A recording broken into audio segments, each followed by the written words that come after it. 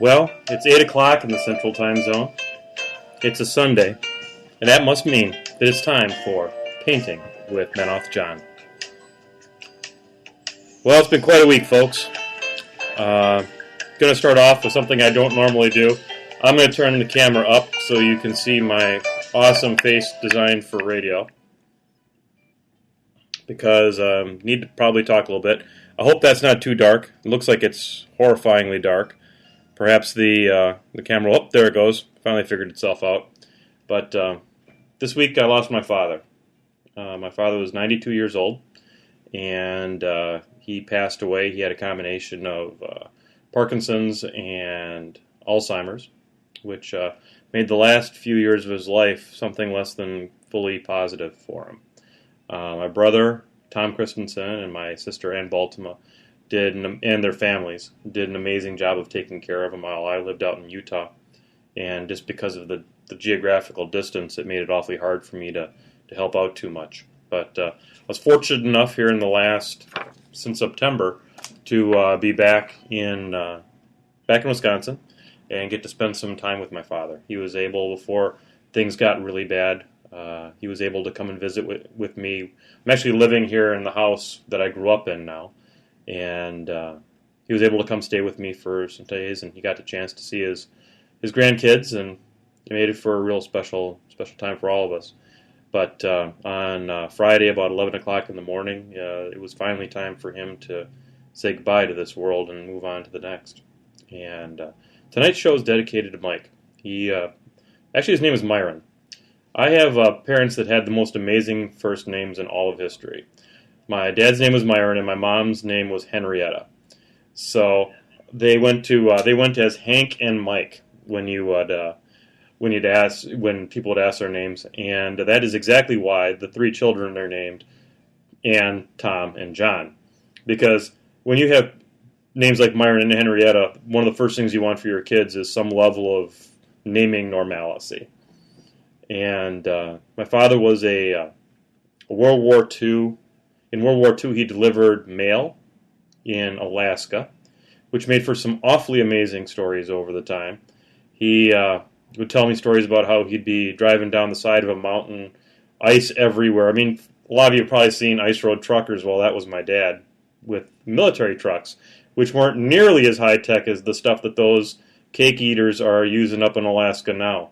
And he would tell stories about how if you missed the shift wrong, he'd had friends that had their whole transmission come flying up through the floorboards at him, and all kinds of stuff. And he was a supervisor in a radiator factory that, quite frankly,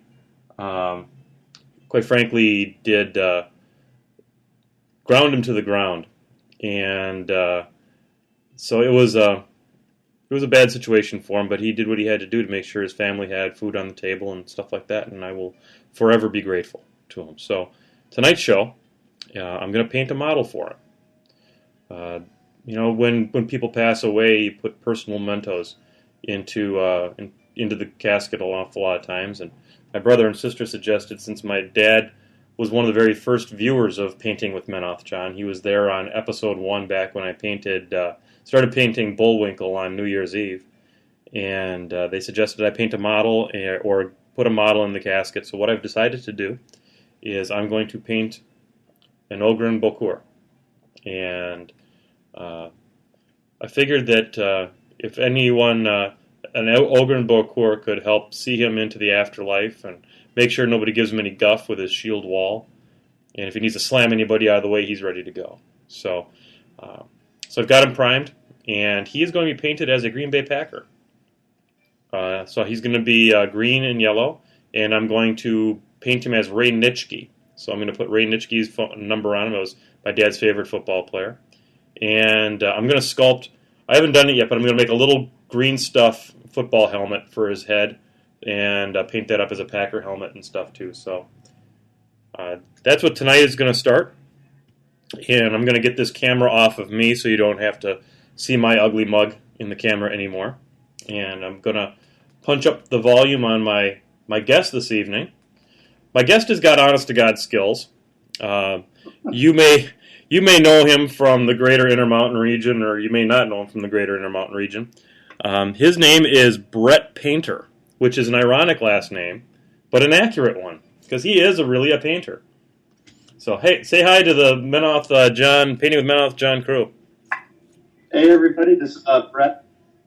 Fantastic. You've probably seen him on the chat feed on more than one occasion. And on the chat feed, what's your usual screen name for Twitch TV? I think it's just Brett Painter. Oh, that's totally boring. Oh, I'm kind of a boring guy. Oh, I don't know about that. You're a super sweet guy, and I very much appreciate it. We were supposed to have Tin Man XL on the show, and I'm sure he's feeling at least partially slighted. I get antsy a little bit, and this is a classic example of one of those times. I went ahead to... I'm supposed to be logging into the dang chat window, and it's not helping me here. I didn't get a hold of... It looked like I wasn't going to get a hold of him, and I was going to end up being guestless. And frankly, me vamping for hours on end is not good for anybody. If somebody could please tell me why I can't get into my own Twitch TV account, that would be super awesome. I had to turn it off because I was getting tons of feedback. This is terrible. Let's see here. Let's try one more time. And then I'm going to put you in charge of monitoring the chat window. God, Brett. Me in charge of things is never a good combination. So, yeah, I totally can't get into Twitch TV. So I'm going to trust that there are people there. And it's not just you and me talking to each other, Brett. Okay. Well, John Spencer from out here in Maryland says he would have been a good backup if you couldn't have gotten me. So. Well, the idea tonight was to switch over to Google Plus so that I could get more than one person in on this thing. And we'll continue to do that. Brett, I highly suggest if you've got a Gmail account, all you have to do is set up your G+, and then we'll get in each other's circles, and that sounded dirty. But then I can have you on, and then we'll get John Spencer. I think John Spencer added me as a Google friend. But tonight's episode, along with being brought by my father, is also by the New Glarus Brewing Company, maker of Cabin Fever. It's a beer. It's a lager, and it is brewed and bottled in New Glarus, Wisconsin. And it's nom-nom-nomish. So, let's see here. Not going to lie, the first thing that comes to my mind when you said Cabin Fever was that horrible movie, the horror one where they're in the cabin and the flesh-eating disease just, ate them all away. Oh, that's just lovely. All right, I'm actually getting in here now. Now, I got to turn the sound off here or else I'm going to get wicked feedback. There we go. I'm in here now, and I would like to personally apologize to Tin Man XL. I saw that you sent me the Facebook to go ahead and send the invite, and I didn't because I already had Brett on here. So we'll do it next time, buddy. Sorry. I totally apologize. And so now I am watching myself paint. So we're going to come off, and I'm going to start off with this. I know he's an Ogren and all that stuff, but he's also a Green Bay Packer. So we're going to go with human-like flesh for him rather than doing a more Ogren-y flesh kind of a thing. And so I'm going to use my normal skin technique, which, me saying I've got a technique is kind of funny because, really. And I'm going to use Midland flesh from P3. So I'm going to go ahead and start working on this guy here. So what's up with you, Brett? What you been up to? Sadly, I've been looking for a dog. I think you've been talking to me on Facebook a little bit about it. Yeah. Poor puppy. Yeah, well, we ended up going to look at this really sweet little dog today, and we bought him. Yay. We came home, and it spazzed out on my kid. Oh, no. Nothing terrible, but it was very obvious it wasn't going to work out. So my wife's actually on the hour drive to go drop the dog back off. Oh, that's too bad. It just didn't like kids, huh? No, it loved my kid. That was the problem. It just kept hopping on him. Oh. What kind of dog was it? It was a pug beagle mix. Wow. A puggle. I like that. Yeah, it was like I said, super cute. Loved my kid, just a little too much though. Yeah, you got a little one, so you got to be careful about that kind of stuff. Yeah, but it's all right. The wife and I just decided it was probably just not meant to be right now, so we're just going to hold off. Okay. Well, that's not a bad decision either. Yeah, we just we're really feeling it because I had a dog for a long time, and then when we moved out here from Utah, he was sick. His kidneys had just failed him. Oh no. He actually got over that, and I went back to see him, and he developed diabetes of all things. Oh gosh. So it was just hard on his system in general. Yeah, so it was pretty much just, he was skin and bones by that point, and so we just decided it was time for him to... that happens. Yeah. That happens. Well, we're talking about the circle of life here tonight on Painting with Ben Oth, John. Hey, I got a tournament report. No way. Shit, yeah. I got some games in, man. So I went down to Chicago and played in a War Machine Weekend alt qualifier. Not that I have any compunction that I would end up in the Invitational, and if I did, I would do nothing but embarrass myself.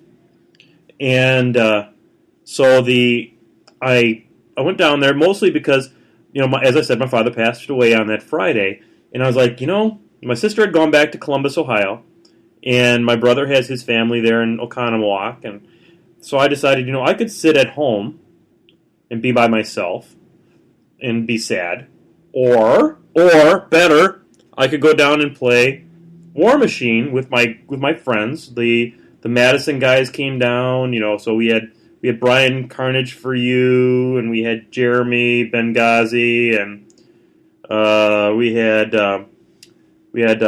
Major Tusk, and so we had a really good crew from Madtown. And I was like, that seals it. If Madison is coming, by gosh, I'm going to go down there and just have some fun. Plus, it was all cock all the time on in the prize vault. So the Dice Dojo, which is Chicagoland Games, super sweet game store in downtown Chicago, had gotten a bunch of cock, and they were giving it away. So I heard free cock, and I came running. Oh, good to know some things never change. Nope, I am all about that free cock.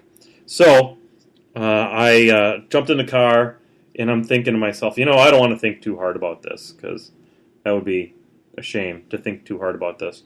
And so what I did was I decided, I'm just going to take a couple of lists that that are kind of traditional lists for me, and do the best I can with them, and we'll see what happens.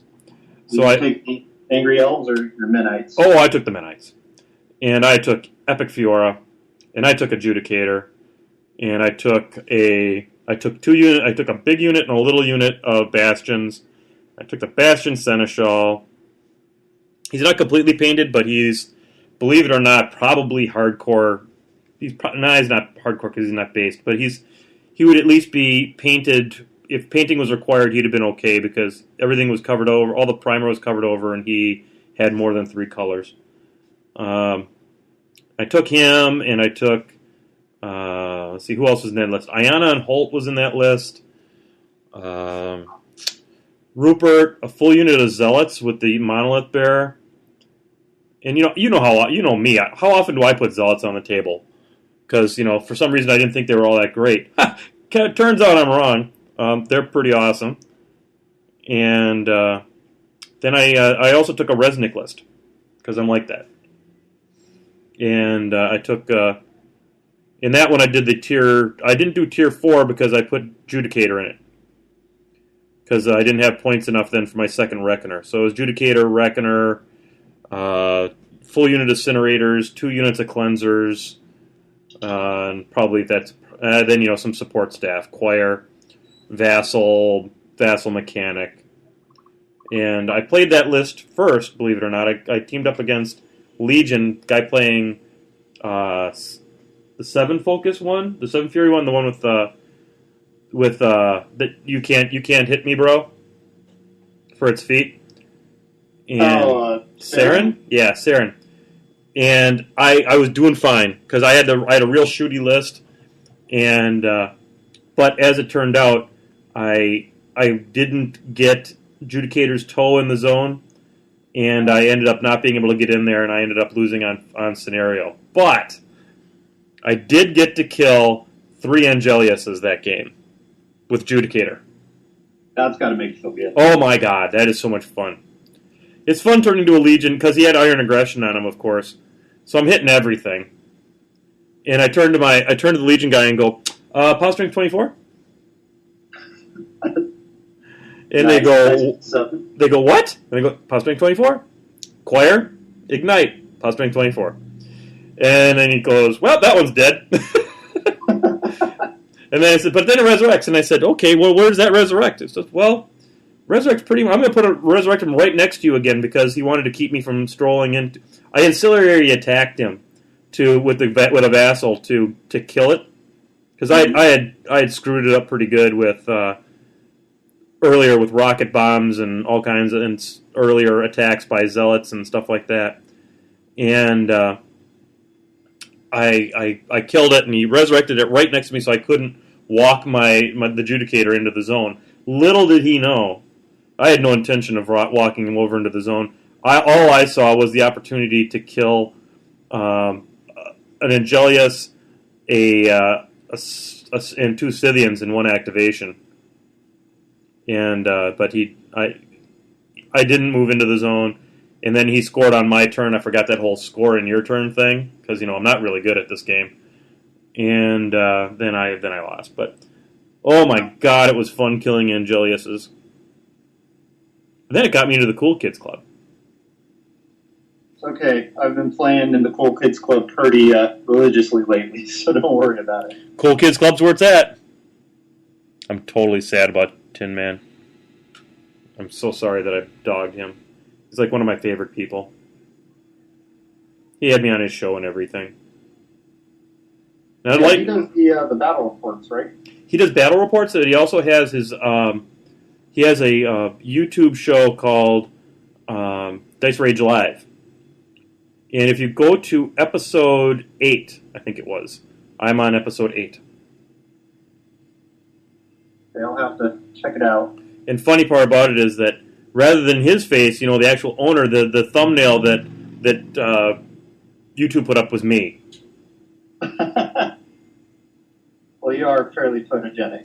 Well, and I was, not me, but I was talking a lot during the show, so it could have really, the way Google Hangouts work, it could have, anybody that's talking gets the big screen, so you can imagine I was on the big screen a lot.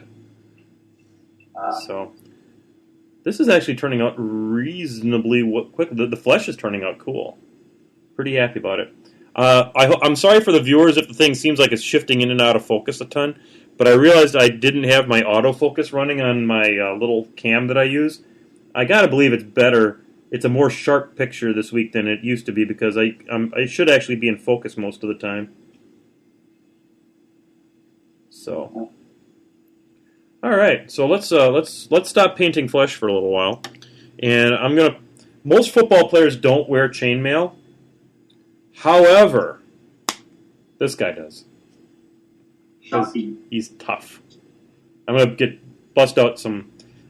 I'm gonna use my new iron breaker instead of. I think the old iron breaker's pretty screwed up. Oh, that is the old one I was shaking. Let's see if there's anything left in it.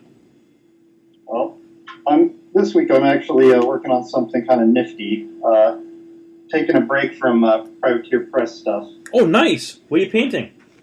I have a old Rackham Dwarf that I'm painting. Rackham, hardly knew him. Oh, that's cool. I like that. Has he got horns on his head, or are those bunny ears? Those are pigtails. Nice. Oh, that's very cool. Yeah, we're doing a mini swap on the Geek Garage that blog me and my friends do. I totally should. You should pimp the hell out of Geek Garage while you're here. Well, if people want to pay attention to some of the better people on there, so you can actually see real skills. You are being very, very modest. You are an excellent painter. Oh, I agree. I'm excellent. Some of those guys, though, especially like John Salmon. Those guys are amazing. Salmon's a little unreal. And people don't know about salmon outside of the Intermountain region either. And which is hilarious because, like 25% of the tables they use at the PP events up in Seattle are his tables that he's made. That's cool. I didn't realize he had made tables for those. Yeah, if you look at the old, probably first 20 issues of No Quarter, yep, he's all those terrain articles, how to make terrain and stuff. He did a lot of them. That's cool. I didn't realize that. Yeah, he was one of the original terrain thralls. Gotcha. Yeah, he's just nice enough to want to do something, and we all kind of got together and started doing that. Is that different than the brush thralls? I don't know. I'd have to go check their site out, but because they basically started out doing just terrain. The terrain, yeah. But some of the other guys on there did some stuff that PP picked up, and they did tutorials. And it's kind of funny because hearing inside stuff from them, so a lot of the times they just painted with whatever they had, which a lot of them are old GW guys. So yep, they had the Citadel paints, and then PP had to try and figure out what the closest match combinations out of their P3 line would actually match up. That's funny. So this Ogren Boker I'm working on is actually Dice Dojo has a very extensive collection of they're like resale models. So like either people will sell them on consignment or whatever. And this Ogren Boker was actually in better condition than the one out of the blister because it wasn't this every Boker that's ever been fielded by anyone or built by anyone, the shaft is bent on the damn polearm. It just is. Yeah. And it comes that way from the factory so that everyone can have theirs equally bent. I mean, straight ones don't exist. And so I cut mine off and I dremeled a straight bar through for the whole thing. Yeah, that'd be a way to go. To me this is a little bit representative because it's more like every other Boker I've ever had. So we'll give her hell, and Dad can straighten this one in the afterlife.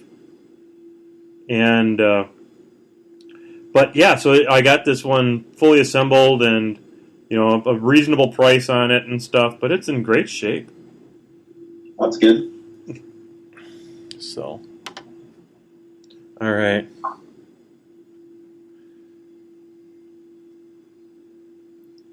Okay, so I'm going to keep on going here.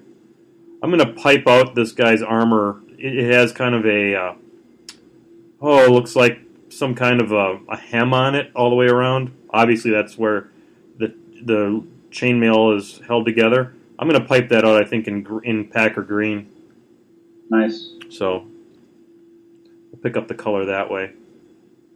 I thought he had more armor than he does, but he doesn't. He's got just the couple shields he's got. That's okay. He'll still look like a Packer. Especially once and this actually will make him, he'll paint a lot faster this way, too.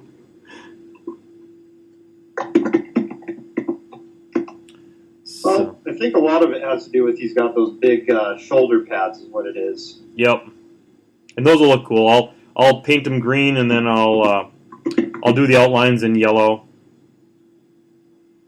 using a little trick. This is the trick of the trade I was taught about doing yellows and having them turn out right. I've primed them white, which obviously first off helps a lot. And then I paint it moldy ochre and then come back with the Cygnus yellow over the top of it. Nice. So that it gives it a chance to be bright. I just don't... The Cygnus yellow is so transparent of a color that I find it difficult to get it to cover well. And it's got the dual whammy of... It dries in a heartbeat, too. So it's... I don't know, I find it a very difficult color to work with. Yeah, I've never been a fan of yellows for that reason, because they're all pretty much that way, just because of the pigments, I think. Yeah. Yep. Just don't have good luck with it. And so So, that moldy ochre then Cygnus yellow trick has never failed me. It is when I've been working on my Cygnar, that has been the way that I've gone, and it has always worked. And it turns out really nice that way. So I have to remember that I'm going to be painting up a Nemo 1 for Clash for the Cure prize support soon. Nice. Yeah, one of the other guys, Randon, a.k.a. Grimwolf, who's got some... Oh, Randon is Grimwolf? I didn't realize that. Randon's a super sweet guy. He's got some amazing trolls if you guys haven't seen him up there on the PP forums. But, he worked the deal, so we're going to be painting prize support for Clash for the Cure. Nice. Did you read my post? I'm playing Crix now.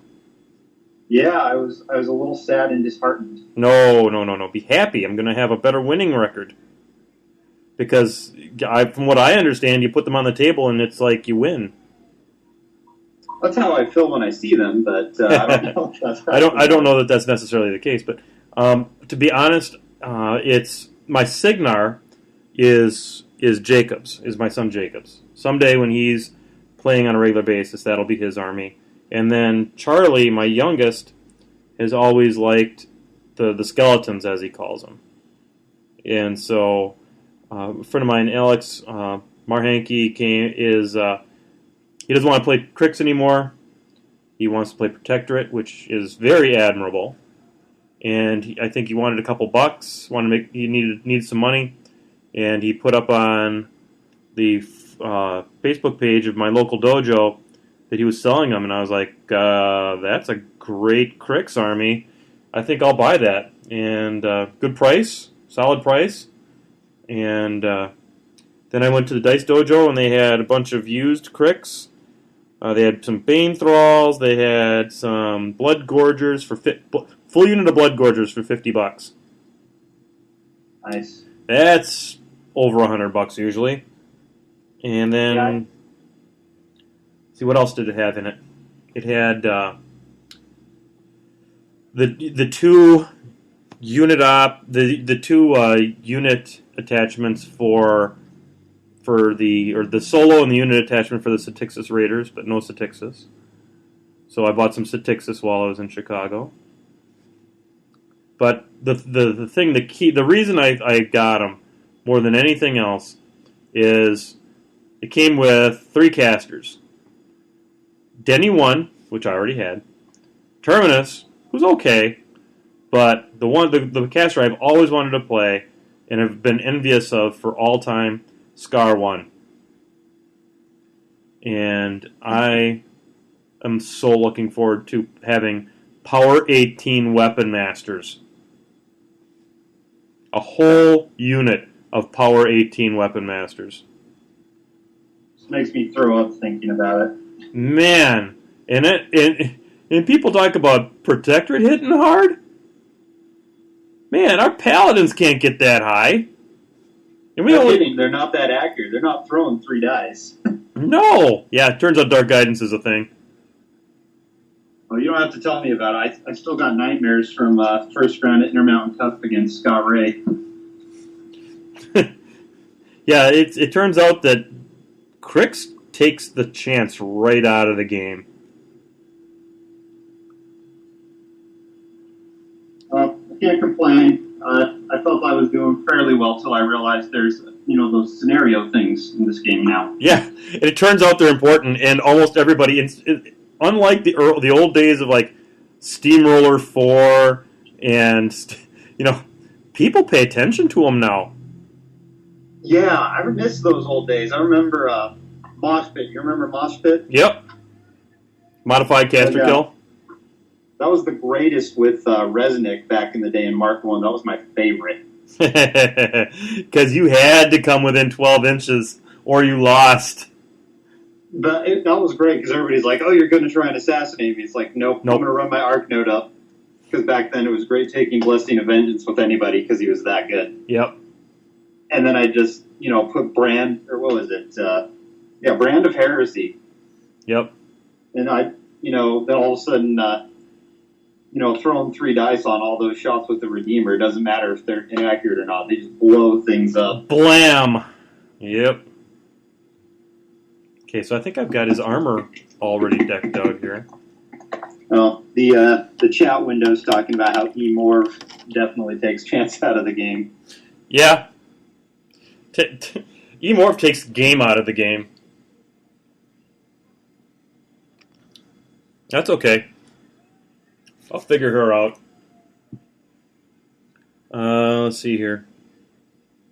Okay, I did manage to slop. Whoops. Whoop! I lost my guest. So I'll try him again here.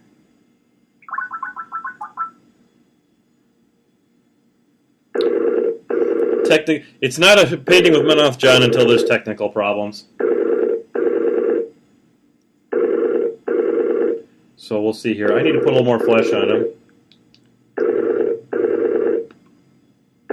Good times listening to that. I'm going to turn off the volume.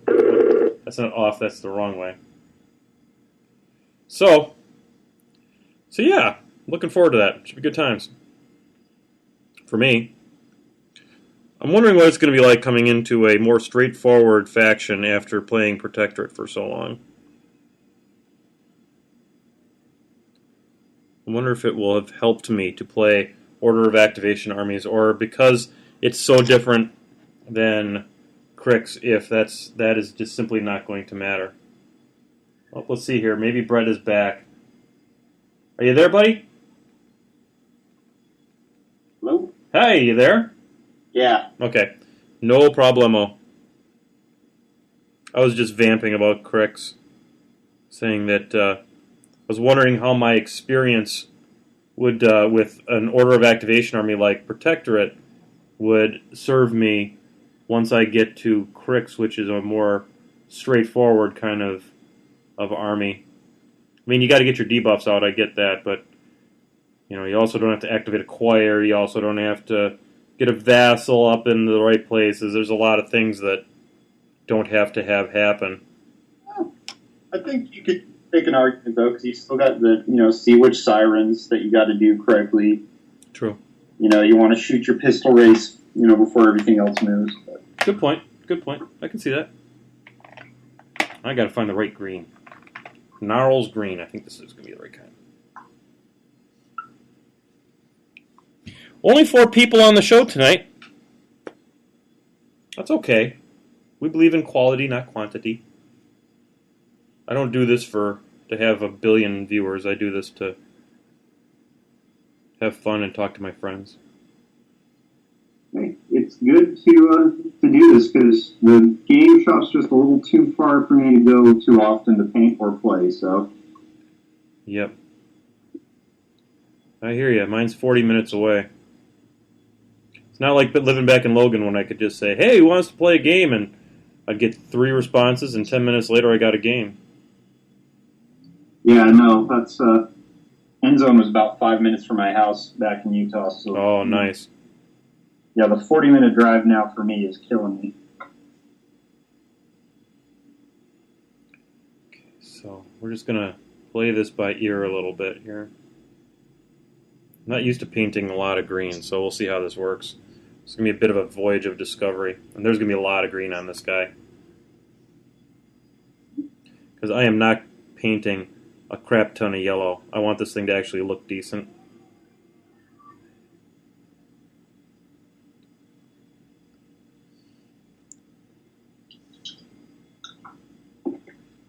Once again, painting from the inside out, because that's what I'm told you're supposed to do. Well, on the bright side, I have a business trip back to Utah next week. Nice. And for some reason, they let me talk them into staying out there for several days, even though I'm only going to be needed basically on the first day and the last day. So I'll have 2 days to goof around and maybe get some games in. Fantastic. I'll bet you the guys will love seeing you.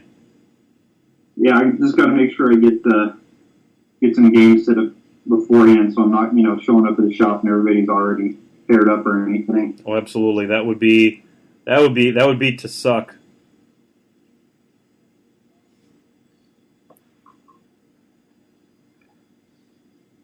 But no, I do like the meta out here. I'm getting used to it a little bit more. So you're in the same store as John O. Spencer and Double Squid, right? Yes, indeed. Squidly diddly. And on a funny note, never beat those two gentlemen. Squid's got skills. Yeah, I always seem to get him on the ropes, and then he's got to do like some kind of crazy Hail Mary assassination play, and then just tears me a new one. What's Squid playing these days? Piggies. He's playing the Thornfall. Okay.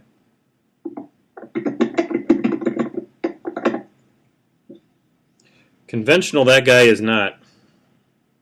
No, and it's kind of fun to see stuff that's different because our Utah meta was very small, so lots of the things that we did and saw was what we saw all the time. So. Yep. Yeah, it turned out when I came out here and I began to realize that there were a few really good players there, but the pool was not terribly deep. And I came out here and I just was getting waxed. Yeah, it's pretty much how I felt. I thought I was a decent player in Utah. I came out and I was playing for last in my first tournament out here. Yep. I'm kind of a big deal in my meta until you turned out that their meta's not all that awesome. But there are some good players. I mean, it turns out that Mr. Trevor Christensen is kind of a big deal. Yeah, he's been turning it up this year at the cons. I think he is determined to up his game. And he is playing a faction that right now brings the pain. Literally, pain givers, the scorn. Yeah, no kidding. People complain about the choir and then they don't complain about the pain givers. Blows my mind. Baloney. The pain givers are easily better than the choir. I think it's just demonstrably...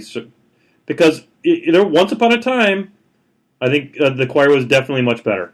However, the proliferation of magic guns in this game has certainly caused the choir to take a step back. Yeah, I wouldn't mind anything they did. It's just the fact that they can each do a different thing, where the choir all has to do one thing. Yep. We need a choir attachment. There's just no question about it. We gotta do something. Well, maybe I just need to learn to play better. Oh no! We here at Painting with Menoth, John, we're all about the wild speculation and stuff like that. We can complain about the choir here. We're amongst friends.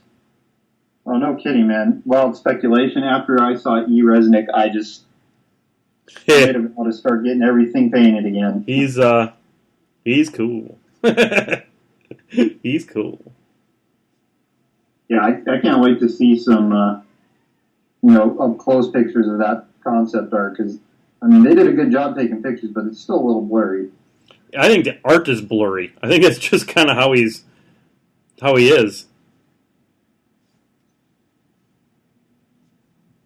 But he looks reasonably terrifying, and he's going to be a cavalry battle engine.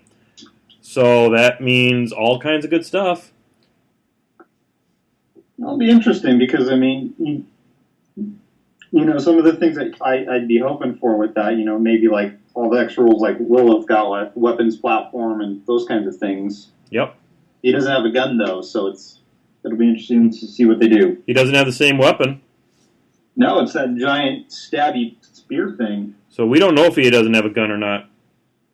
He doesn't impress me as being a gun kind of guy, but No. But he might. But in that picture, did it look like somebody else was on that chariot? I couldn't tell. I could, see the racks, and then there was lots of flames, and I'm just not sure. To me, it almost kind of looked like he had somebody on there with him. And if that's the case, maybe they got some guns.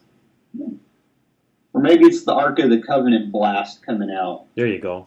Don't look at it! Okay, so now I got to put... Turns out greens don't cover terribly awesomely either. So No, they're another one that's super thin, even if you get a dark one. So I'm just gonna have to put a couple coats on them. It's all right. We know how to do that. Just keep it thin.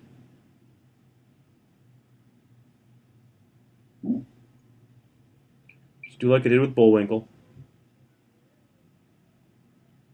Tell you what, though, I don't think I ever want to paint another colossal gargantuan without my airbrush ever again. Oh, I know I'll never do that.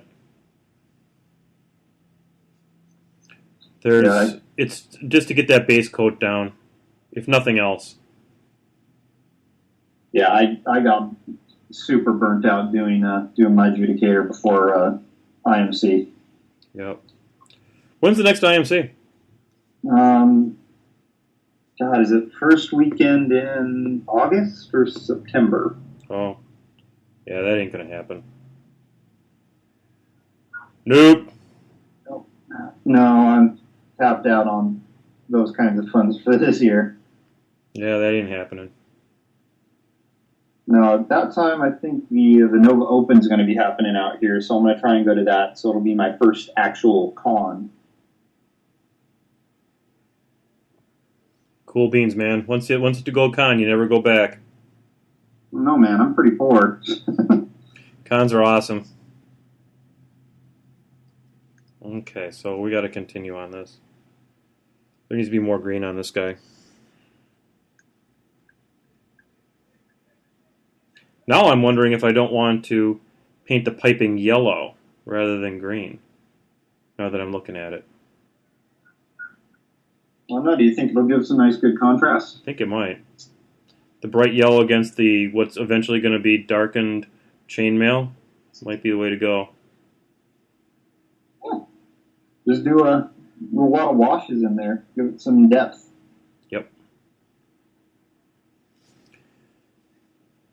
Yep, I'm going to get some... in the swag bag for Adepticon, there was some stuff from Secret Weapon Miniatures. It was a dark wash, and I think I'm going to try that on the chainmail. Do it on this model first, and kind of get a feel for what it looks like, and then see how that's going to work. Because then I could maybe use that for my cricks as kind of a. So this can kind of serve as a test piece for that a little bit. So let's see, we got to pay attention to the clock here a little bit, because I don't want to screw up like I did last episode and release the Kraken at the improper time. No, I'm not gonna lie, that's still probably one of my favorite movie lines. Release the Kraken. That was about one of the only redeeming things about the new. The new Clash of the Titans? Yeah, that thing. That thing. Well, I can't say it was good, that's for sure, but it did say release the Kraken at least. Which, as far as movie lines that have been reprised in the recent past, is better than having Spock yell Khan. No. Spoilers. Spock yells Khan. Oh, damn. Haven't seen it yet. Tadgo asks, is it the heavy black wash? No, it isn't. It's something called dark wash. I'll go get it, and I'll bring it up and put it on the screen. Hang on, guys. Please stand by. Awkward. Now I'm all by myself. I suppose I could try and keep witty banter up. I'm just not that witty. Okay, you vamped very well. I'm back. Okay, here is it's Soft Body Black by Secret Weapon Miniatures. So I'm going to put it on the camera here.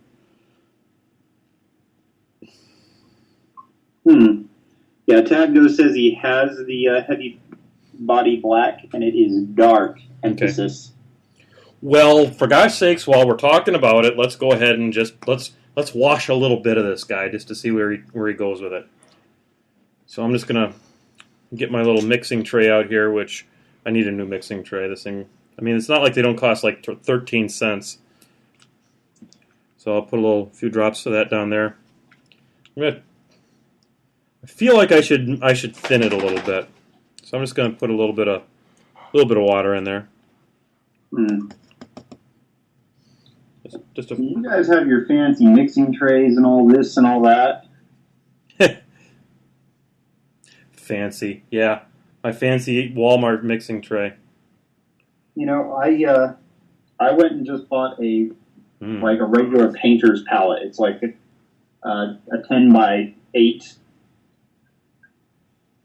and I just paint over it and mix straight on it and just let it dry and keep going. Well, that's what I do too. I mean, this is just a little 6x6 cup mixing dealio I got from Walmart or something.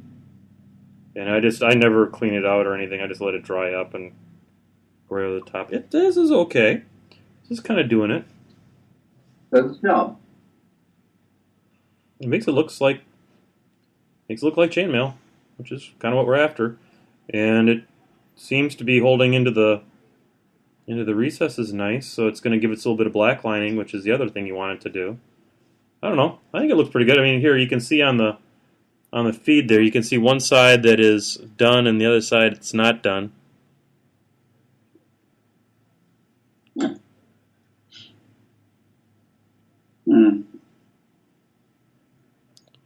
So it's a little hard to see, but we'll just kind of let that go for now because I want to continue. Although maybe I should, now that I got this crap mixed up, I probably ought to use it. So I'll just quick wash the rest of this.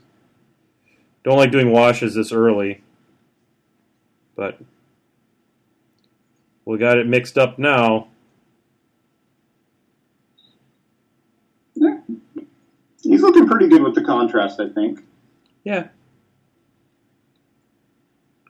This is actually a pretty damn good wash, to be honest with you. I'm kind of loving it. Well, it's good to hear because I've really liked the secret weapons stuff I've seen, and I might be doing a special order to get some of their conversion bits. Yeah, I haven't seen them do anything I haven't been like, you know what, that's pretty damn good. Everything that I've seen that they've done, I've been pretty happy, pretty impressed with.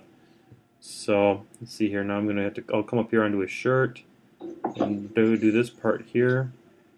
Yeah, this stuff's hella good.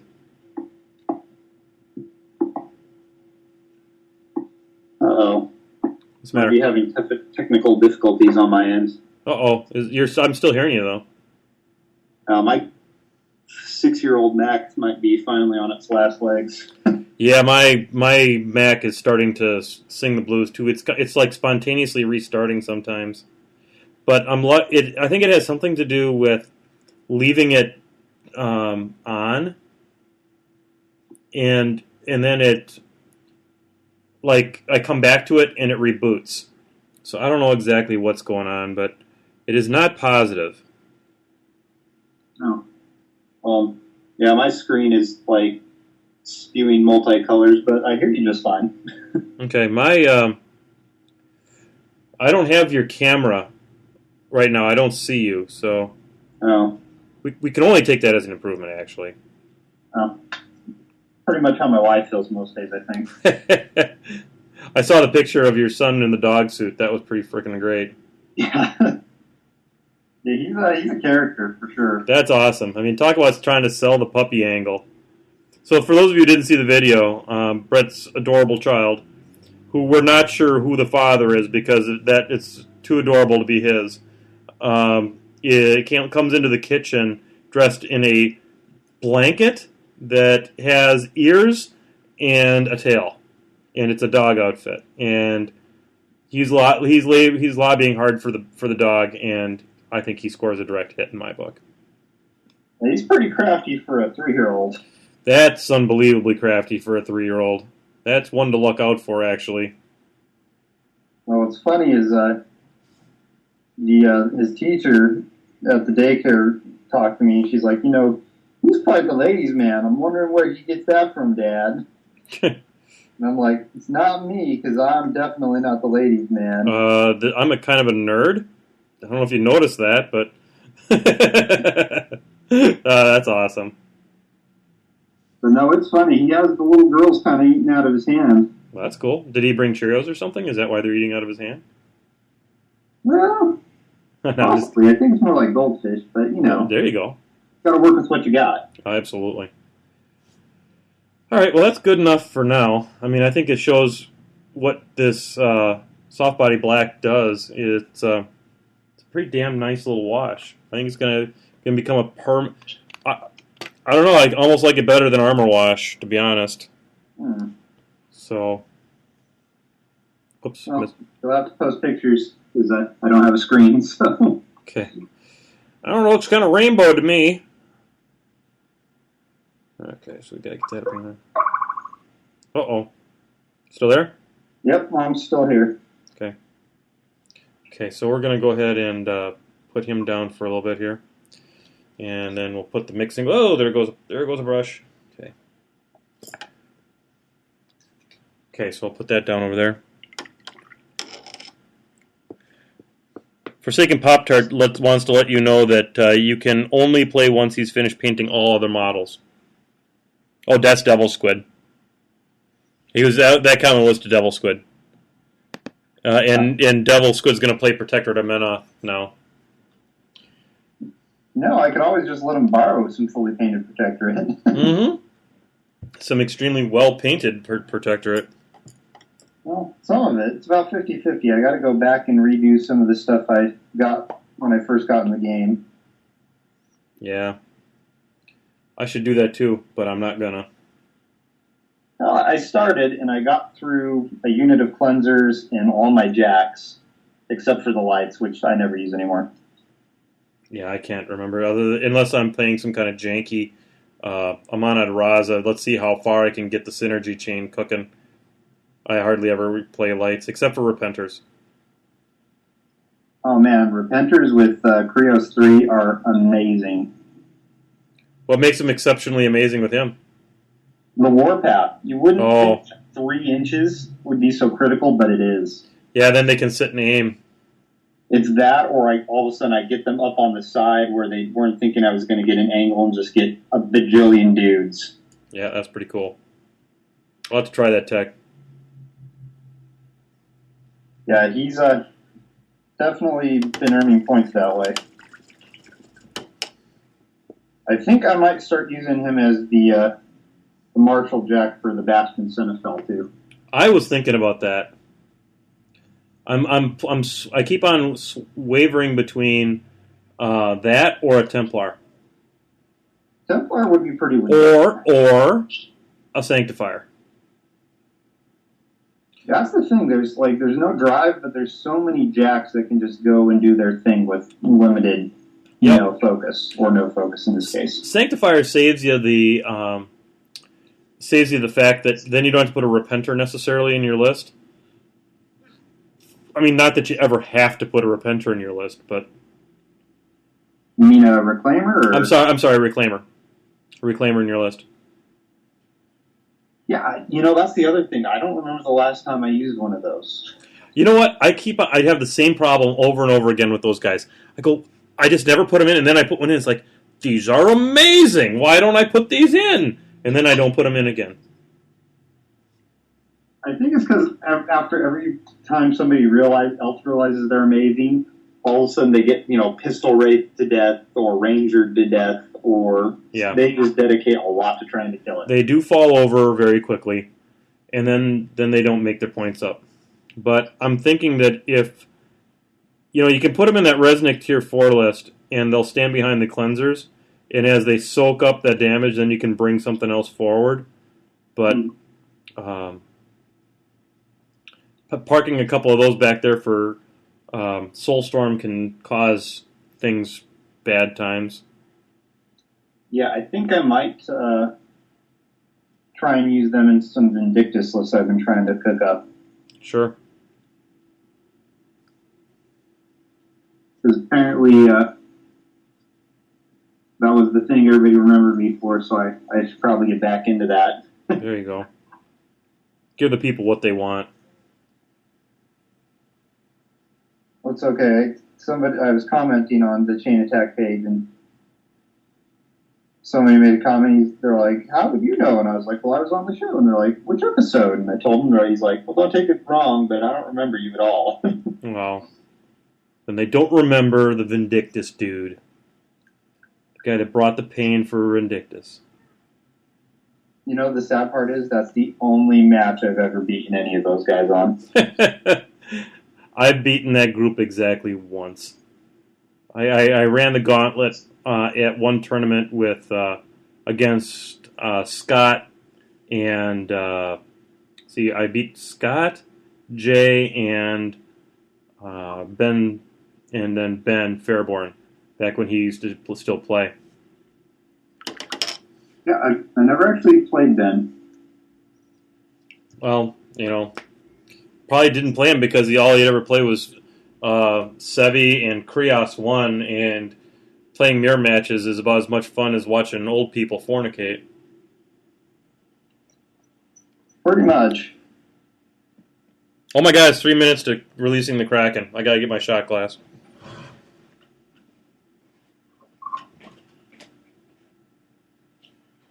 Okay, folks, for those of you at home who are preparing to release the Kraken, we are T-minus 3 minutes and counting until release. And as always, tonight's Release the Kraken brought to you by The Kraken, Kraken Rum. I really should get paid for these promos that I do, for Discount Games Incorporated, which I mention on every episode, and someday Jay will watch one of these and then maybe he'll sponsor me. Or he'll threaten legal action a la Battle Foam. Oh, Battle Douche? Yeah. It's a good thing that I'm such a small-time podcaster, or else I'd probably get sued. I don't know, man. After the countersuits on the latest one, I don't know if that tactic will be used too much anymore. Well, I hope that son of a gun gets his... Hey, we're getting a Ron there. Hey, Ron! I'll take Rons across the internet.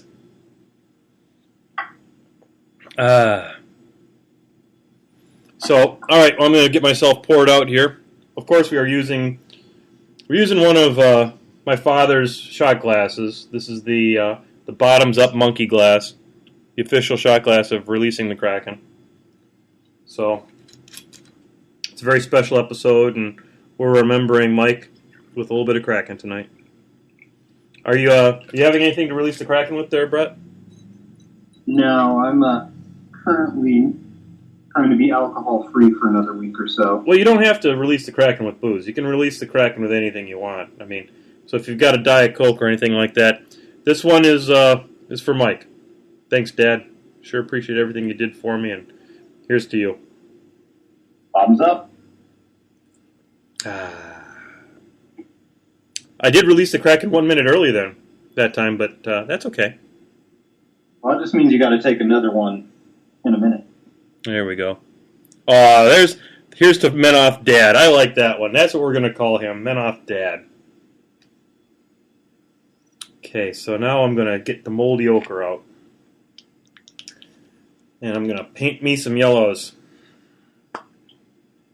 Probably not going to get this guy all finished up, but I'll get him finished up in the next day or two. Probably don't want to dump paint in my nice... I almost dipped my paintbrush in the Kraken. That would have been a tragedy. On multiple levels. That would have been very bad. It's funny, but moldy ochre actually looks more like Green Bay gold than the yellow does. So I may not go further with this than moldy ochre. Maybe I'll use a little Cygnus yellow for highlighting or something like that. This paint freaking covers, which is what I like about it. Yeah, that's one of those things. I actually really like using the GW foundation paints for lots of the different colors just because it's so much easier to get them to cover.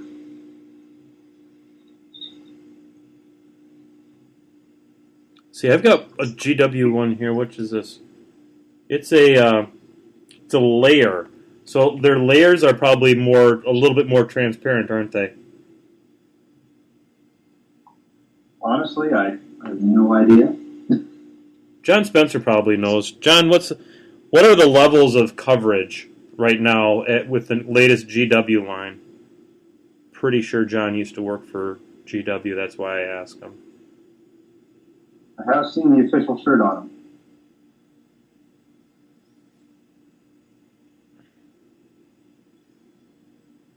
It's not quite heavy enough to cover up the green that I slopped on there, because that'll take a couple of coats, but it should work out pretty good. Okay. Okay. They came out after I left, but they are base then layer. Okay. So foundation, I believe, is now the new base. Yeah, this is going to take a couple coats, but it'll turn out okay.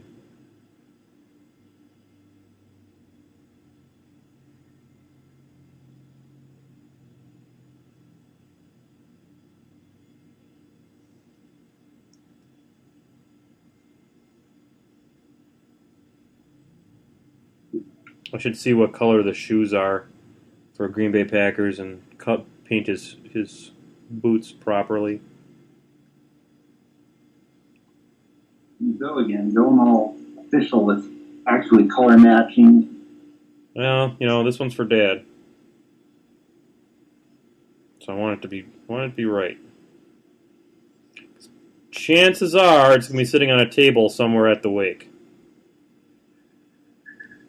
Does that mean he's going to have his own glass too? His own what? His own glass. I don't know. He's got to have something to drink. Oh, well, I don't know if it's really a wake. I don't know what Danish people do. I mean, if there are glasses to be had, he shall have one. That's for sure. He liked brandy. He was a J. Beauvais drinker. Got the most god awful damn brandy probably in history. But that was his shtick. Oh, I've heard of worse things to be committed to. Yep. No, I'm a Seagram 7 man myself, and I've heard people tell me it's probably the worst tasting whiskey they've ever had. I disagree wholeheartedly. I like Seagrams. Shoes are black or white, depending on the pictures. Thanks, man. That's John Spencer, one of our favorites here on Painting the Mouth, John. But everybody's our favorites, because we love everyone here. You guys are the reason I come back week after week, to be honest. I love it. I love the fact that I have people that get a little painting done with me. Helps get me to the table. I appreciate that. And, it's fun. Fun times. Actually, in a similar story with the Seagram 7, my great uncle, when he passed, everybody, got something from him. And one of the things I got was a gallon bottle of Seagram 7. Very nice. It was bottled in 1970. Shut up. No, it's just chilling at my house. I still have not opened it up. Is that a sign of bravery that you? I mean, you want to be? Are you scared of it, or? I just keep saying it's going to be. I'm saving it for that special thing, and so it's like I'm going to save it for when I get deployed. Got deployed, too busy, couldn't have a party. No, Gonna do it when I get married. Didn't come up for whatever reason. Gonna do it when I have my first kid. Didn't happen. Now I'm just like, well. Those weren't the reasons to drink it. I'm kind of scared now. What's going to be the reason I open it? The reason you open it is for when your kid graduates from school. Oh my God! So that's it's already 40 plus years old. So what's another 15? What's another 15, really? Yeah, no kidding. That's end zone time, baby. That's your victory. That's your victory sign. Oh, no, I don't know if I can wait that long to open that bottle, though. All right, well, then open it when you see me. So that means you got to come out to the Nova Open. No, TempleCon is what you have to come to. But then I got to fly a gallon bottle of Seagrams with me. Oh, God. Well, okay, I'm sorry. Where the hell do you live? Maryland. Which is right next to Rhode Island, right? Not totally. I know out there in the Midwest, everything seems to touch, but it really isn't just a hop, skip, and a jump away. So tell me about this Nova Open. I don't know everything. I've just kind of been staring longingly at their webpage, but it's... Because Forsaken Pop-Tart just fell out of the internet at me to say, no, come to the Nova Open. He lost his damn mind. Well, I think it started out... So all you out there in Chatland can correct me if I'm wrong, since I'm the newcomer to this area, but I think it started out as a 40K fantasy type of tournament thing. And I know they've added the War Machine Forge aspect over the last couple of years. Where is it? It's North Virginia, south side of D.C. Okay, well, that explains Pop-Tart. Yeah, they've got a tier event going on. They've got a team tournament, 50-point standard steamroller, and a hardcore. And when is it? Again, you'd have to ask me that with my computer screen all glitchy still. Oh, that Pop-Tart will take care of it for us. Yeah, he's got a recruit. Labor Day weekend. Ooh, that's doable. Oh my God, that's doable. All right, I'll start saving my nickels and dimes. You know what that means is we just need a third for our team tournament team. Yeah. John Spencer, do you have a team tournament team? Pop-Tart, do you have a team tournament team? Team painting with Menoth John? I think so. Sounds doable. Shooting blanks. That'd be a great fucking name. I'd offer to pull a John Madrano, and you could definitely stay at the house. Just FYI, I am pretty far away from that. It's probably about an hour and a half drive. That seems like a long drive. My finances are starting to stabilize, so I should be able to. By then, I should be able to save up my nickels and dimes and be able to get a hotel. Alrighty. If it's not sold out. I'm sure there's got to be enough hotels down there. It's DC. Oh yeah, I suppose they do have the occasional hotel down there, don't they? Yeah, I guess it just goes down to whether it's ridiculously expensive or not. I'll hook up with my favorite Pop-Tart and get some details from him. Since he fell out of the internet at me about it. $85 a night to stay at the hotel. Holy hell. Come on, you can afford that. Be my roommate there, Brett. Yeah, I'll just have to convince the leaf. Well, get her on the phone. Come on, go get her on the Skype right now. She can see what an upstanding fella I am. You can lie and say that I'm married so that I'm going to be a good influence on you. Yeah, I don't... She still hasn't come back from returning the puppy, so... Okay. Well, I don't think I should broach any subjects about money yet. There you go. Tell her you knows a guy. It'll work out. All right, well, that would be totally legit. That'd be absolutely totally legit. That could be possible. Probably start playing this game again so I can figure out how to win. Oh, that's not what Team Menoth John's all about, shooting blanks. We're about just having fun and good times, shenanigans. It's all about the shenanigans. And you know what would make that even better, though? What's that?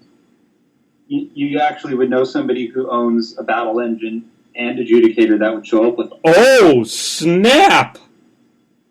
We endorse such trolling. I should make those guys often enough. That's beautiful. So for those of you who don't know the backstory behind that, one James Cutler, a.k.a. Steampunk Jim, had committed, and I had mentioned to him, I'll bet you 4 or 5 times, don't forget the adjudicator and don't forget the battle engine. He was going to bring that to the Intermountain Cup so that I could borrow his so I wouldn't have to transport him on the plane. And he shows up and he's like, I don't have him. I forgot him in Salt Lake. And I'm like, okay, that's funny, Jim. You're trolling me, right? No, I forgot him in Salt Lake. I said, oh, wow, that's great. I don't have a E-Fiora list all of a sudden. And people were rallying around me. and Chris Ross got me some jacks, and we put together. And somebody, I would think, borrowed me a battle engine, and I played an E-Fiora list. It wasn't the E-Fiora list I'd practiced for 3 months ahead of time, but you know what? It worked out okay. I had fun. I had played. I think didn't I go 50? I think I went 50-50 that day, which is about all I can expect to do. I'm just not that good at this game. I will admit that that Intermountain Cup was a lot more competitive, I think, than some of the last ones. Yeah, because people from damn Seattle were showing. It was a War Machine weekend qualifier. That's why. Yeah. That was I did get to play against Charles, on this. Yeah. And that was probably the weirdest game I've ever played. Weird in what way, perhaps, you say? Because I think he's got some skills. Oh, no, I'm not saying that. Like, I looked at his lists, and, he's playing Legion, obviously, and he's looking at me, and so he chose Eloa, and he thought I was going to pick the Harbinger because I hadn't played her yet. Right. And I think she's a terrible effing matchup for Legion, at least the way I play, anyway. Yep. So I ended up taking Ethiora, so I didn't have to worry about a random shot just offing her. Right. And I just literally started carpet bombing everything first or second turn, including his heavies. And I seriously probably did 75% of my damage from fire rolls, and they weren't in his Fiora's control area or anything. That's great. That's all right. People bring Legion to the table. They got to expect God to punish them. Yeah, unfortunately, God can't quit on the last turn. I think I needed a 9 on a boosted 9, and I failed. Well, God also believes in humility. So I'm told. Definitely humbled me that day. It was a long day. Although it did end up amazing at Denny's with that bacon maple milkshake that I had. Yeah, that was quite the Denny's. And then they forget who paid for me, and then they said that they didn't pay or something like that. And yeah, John paid for you, Madrano, and then the waitress came back. She's like, "Those guys didn't pay. Which one of you paying for them?" We're like, "What?" I haven't talked to them. It's crazy. They're just shitty people. That Denny's is off my list. But yeah, man, that's where all the crackheads go. That's like literally the worst place to get food. I couldn't believe people were like, "We should go to Denny's." Yeah, not again. Mistakes were made. They most certainly were. So I owed Madrano a dinner, or who paid for the mistake. That would be one Ed Remule Octo. Okay, I owe him dinner then. So you have this as on the internet, therefore, forever, that I owe Ed dinner. And I'm going to regret that, because that guy bet you can eat. That is for sure. Okay, we got 15 minutes left in the show. Not that means anything, but it's 15 minutes left in the show. Time flies. Tell you what, an hour and a half goes fast on this show. Yeah, I'm catching up a little bit on this figure that I should have had painted last month. So. There you go. Well, I appreciate you stepping in and being our co-host this evening. Hey, it's fun. It's for friends. Yep. Oh, by the way, programming note, and I'll splash this all over. I'm moving the show forward 1 hour from now on. We're going to be on at 7 p.m. Central for our East Coast watchers, so that this doesn't go quite so late. You know, folks like you, I know, Brett, are a little bit of an early riser, and I want to make sure that you have the opportunity to fully have the whole Painting with Menoth John experience, including releasing the Kraken. So we will be moving up to 7 p.m. Central. Also watch this space for a very special morning after with Menoth John. We're going to do that probably on a Saturday or probably early Sunday, depending upon what my schedule is like.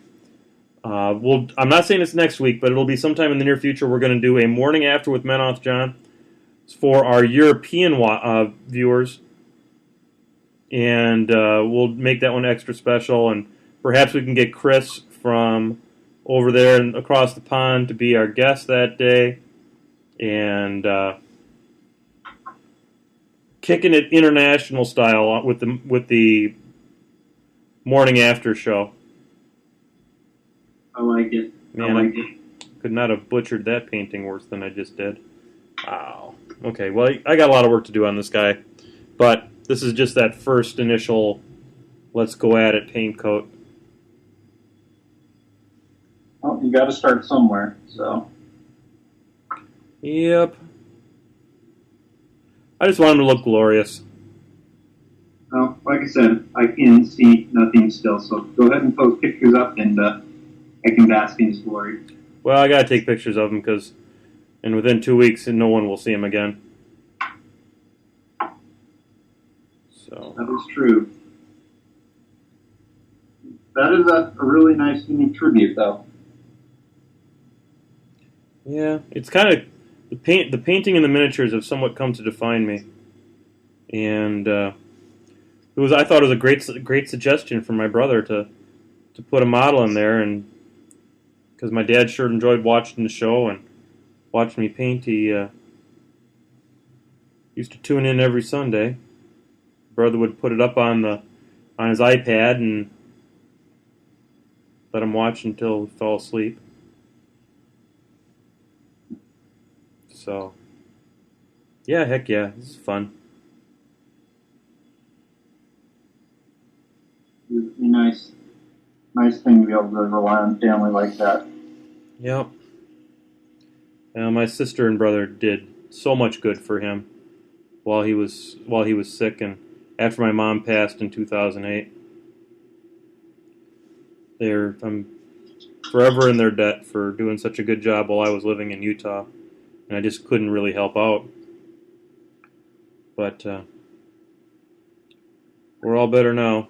He's in a better place, and I'm back here. We've reconnected as a family a lot. And good stuff. Good stuff. Nice and positive. Yep. I will admit, I do miss my family and friends being out here. Man, I miss Utah. I don't really miss Utah, just the people. Oh, I miss Utah and the people. I miss the lack of humidity. I miss the mountains, and I miss the people.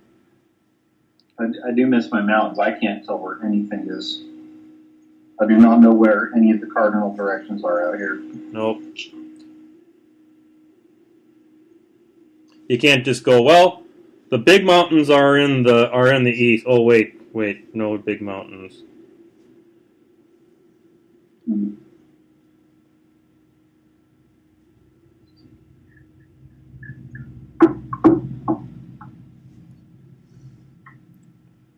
Coming along though he is. I'm probably going to paint this one shoulder pad here, and then we're going to call it a night. Well, it's good because it's about my bedtime. Yep. Well, next week we won't have quite that problem. Oh, next week I got to get up even earlier is the sad part. So it's that. Well, we'll do the best we can then. Well, it'll be okay because the week after I'll be on Utah time, so I'll probably be way up on Sunday when I get back. So a lot of my local group has moved on to Malifaux now. Back in Logan. What's that? I bought in on that game on the initial release. I had, the Ninja Shoppers get me all the stuff. I had a bunch of it, and I played it, and I'm like, this is one of the most unbalanced games I've ever seen. I think it's gotten better, but it was bad. I agree. I bought a starter box for Lady Justice, and I never played it. Never once. And just because nobody else played it, so, and now Jason Tuttle is really championing it up in the Cache Valley, and a lot of the people. And from what I understand, the second edition rule book that they're working on, it streamlines the rules an awful lot and makes the game more approachable. So I'm willing to take a look at the free rules. Somebody wants to give me a tutorial on it sometime. I'll try it, but I mean, I don't have a lot of headspace for another game, to be honest with you.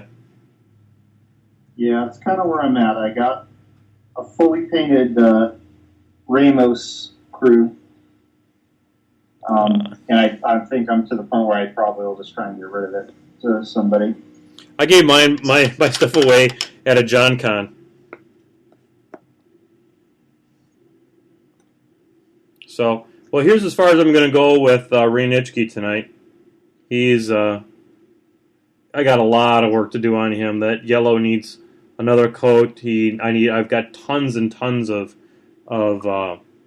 touch up and fixing to do on him. And then I've got all his leathers yet to do, and his shoes, but then he'll build him his helmet too. But in actuality, it's probably another evening's worth of work. Probably not a whole lot more. I'm going to put another figure out here to hopefully you guys will be able to see. Decent. This is Victor Pendrake. I painted this at my dad's hospital. See, it's not focusing terribly well. See if I can put it down here. But I'll try to take some pictures and put them up on the website.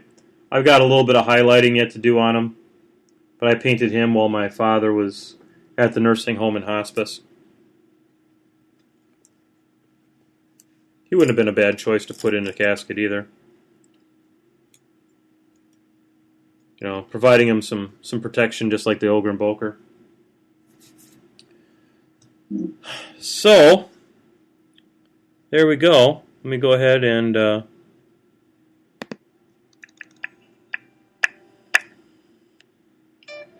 we go. There's the music.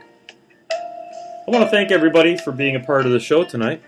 It's been a lot of fun. We were painting it's kind of ironic here he is. He's sitting here on the Lambeau Field paper here that I'm using to paint on. And working on Nitschke, the Bokur. And we'll show them off next week. We'll have some pictures up on the Painting with Men Off John Facebook. Make sure you like the Facebook page. I don't think there's anybody on here right now that hasn't already liked the Facebook page. But you never know. Somebody might catch us on YouTube. And don't forget, there's the Men Off John YouTube. If you search for PwMJ, you'll find all of the episodes of Painting with Men Off John uploaded there. I'm going to try and get this one up right away and get it posted to the Muse on Many site yet tonight. And I want to thank everybody for being a part of the show. Brett, once again, super props for being on the show and being my co-host. And I hope to have you on again real soon. Thank you very much. And anything you want to do a shout-out for before we leave?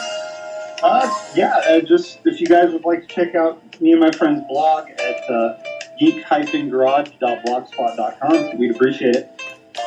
Super awesome. Great bunch of guys painting the hell out of some miniatures. So check that out at geek-garage.com. So until next week, everybody stay safe. And here's a hearty Ron for you. Hey, Ron! Ron!